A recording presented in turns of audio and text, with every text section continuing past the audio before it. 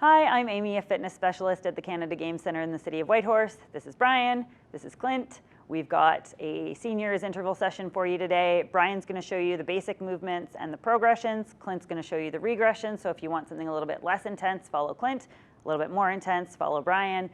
We've got 6 different exercises. You're going to do each one 6 times. So 40 seconds of work, 20 seconds of rest, 6 times per exercise. Then you have a 60-second break before you get into the next exercise.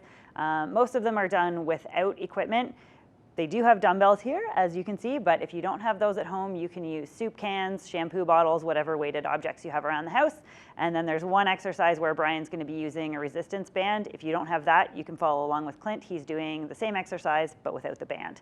So the first movement is a monster walk if you're following Brian and you have a resistance band, side leg raise if you're following Clint. So Brian's going to put the band on just above his knees, and for this you want to be down in a semi-squat position with your chest upright.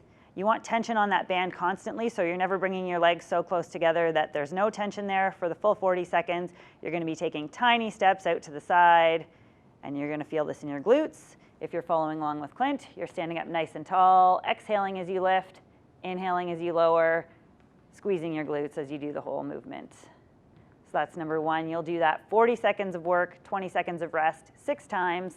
Then a 60-second break. We'll move into the second exercise, which is a standing row if you're following Brian, a seated row if you're following Clint. Again, you can easily do this with soup cans, shampoo bottles, whatever you have around. So Brian's bent at the waist, but his back is nice and flat, so he's not bent over and rounded. He's got a nice flat back, and he's extending fully, and then exhaling as he pulls back, squeezing his shoulder blades together, inhaling as he extends again. Clint's doing the same thing, just from a seated position. So if you want something a little bit less intense, or if you have balance issues, you can do it from a chair. If you want to ramp it up from where Brian is, you can stand on one leg. There you go. So again, you're doing 6 rounds there, 40 seconds of work, 20 seconds of rest, and then you have a 60-second break before the third exercise, which is, if you're following Brian, butt kickers. So this is a cardio move. It's going to get your heart rate up. He's soft on his feet, lifting his heels as high as he can behind him. If you're following along with Clint, you're doing a hamstring curl. So same movement, just a little bit slower, stepping one foot to the other, chest up nice and tall. You're trying to get your heel as high up as you can in the back. 6 rounds here, and then you'll move into the fourth exercise, which is a squat. So if you're following Brian, you want your feet a little bit more than shoulder width apart. You're pushing your hips back.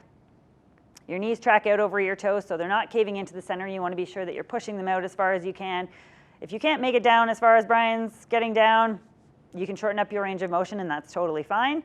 You want your chest nice and tall, and you're pushing through your heels when you come up to standing. If you want something a bit more intense, you can add some weight in there. If you want something a little bit less intense, you can do what Clint's doing, which is a sit to stand. So he's not plonking down in the chair and then coming up out of it. It's a slow, controlled movement down to seated position, and then pushing through the heels, exhaling as he comes to standing, both making sure their chests are up nice and tall so you're not bent over staring at the ground.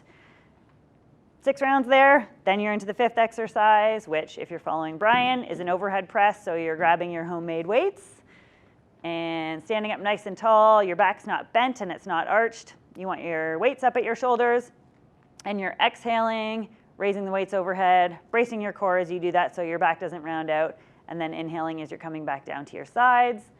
If you've got shoulder issues and raising overhead is painful for you, you can try a bicep curl, which Clint is doing here. So keeping your elbows at your sides, exhaling as you lift, inhaling as you lower, making sure that your knees are soft so they're not locked out, but they're not bent, and your back's nice and straight as well. And then 6 rounds there, you're into your final exercise, which for Brian is a side bend. He's got a laundry jug here. These are great substitute kettlebells.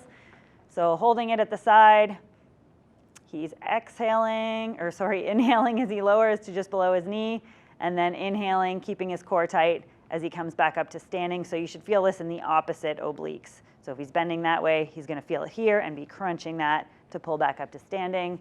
If you're doing the slightly less intense version, standing, holding onto a chair, couch, windowsill, whatever works. Clint is reaching elbow to knee and crunching the side there, coming back to standing, Inhale as he comes back to standing, exhale as he crunches. Those are the 6 exercises. We've got this all written out below, so if you just want to follow along with a stopwatch, again, it's 40 seconds of work, 20 seconds of rest, 6 times with a 60-second break in between each exercise. Thanks.